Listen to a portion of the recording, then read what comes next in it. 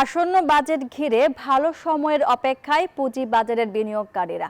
তাদের আশা তারল্য সংকট দূর করে বাজারে আস্থা ফেরাতে বাজেটে থাকবে বিনিয়োগ বান্ধব নীতি সহায়তা, মুনাফার উপর দ্বৈত কর প্রত্যাহার এবং অপ্রদর্শিত আয় বিনিয়োগের সুযোগ চান তারা। প্রাতিষ্ঠানিক বিনিয়োগ আকর্ষণে তালিকাভুক্ত কোম্পানিকে কর্পোরেট কর হারে বাড়তি সুবিধা দেওয়ার পরামর্শ বিশ্লেষকদের। মিনা ফেরদৌসের প্রতিবেদন।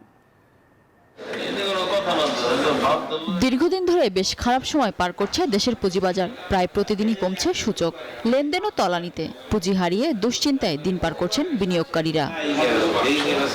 এমন পরিস্থিতিতে আবারও দুয়ারে করা নাড়ছে নতুন অর্থবছরের বাজেট ঘিরে তাই আশায় বুক বাঁধছেন ক্ষুদ্র বিনিয়োগকারীরা।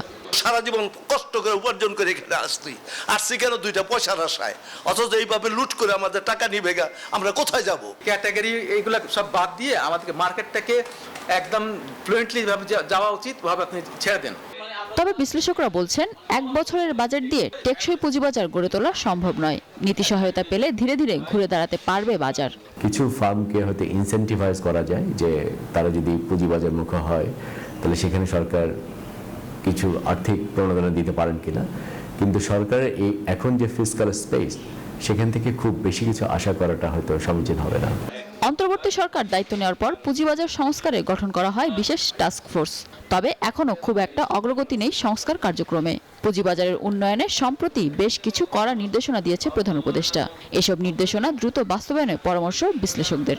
অনেকগুলো মাল্টিনেশনাল কোম্পানিতে সরকার নিজে শেয়ার হোল্ডার, সেখান থেকে হলে অফলোড করি শেয়ার বাজারে লিস্টিং করার জন্য। ভালো কোম্পানি না হলে তুমি ভালো স্টক না পালে তুমি লং টার্ম ইনভেস্টর হতে পারবে না। এই সমস্যাটা হচ্ছে যে অনেকগুলো খারাপ কোম্পানি আমাদের বাজারকে ওভারবার্ডেন করে রেখেছে। সেই সাথে নিয়ন্ত্রক সংস্থা সিকিউরিটিজ অ্যান্ড এক্সচেঞ্জ কমিশনকে আরও সক্রিয় ও কঠোর ভূমিকা রাখার তাগিদ দিয়েছেন বিশেষজ্ঞরা। দীর্ঘ এত বছরও দেশের টেকসই পুঁজিবাজার গড়ে ওঠেনি, নিশ্চিত করা যায়নি বিনিয়োগের নিরাপত্তা। তাই দ্রুত সংস্কার করে পুঁজিবাজারে আস্থা ফেরাতে সরকারকে আরও আন্তরিক হওয়ার আহ্বান পুঁজিবাজার বিশ্লেষকদের। মিনা ফেরদৌস, নিউজ 24, ঢাকা।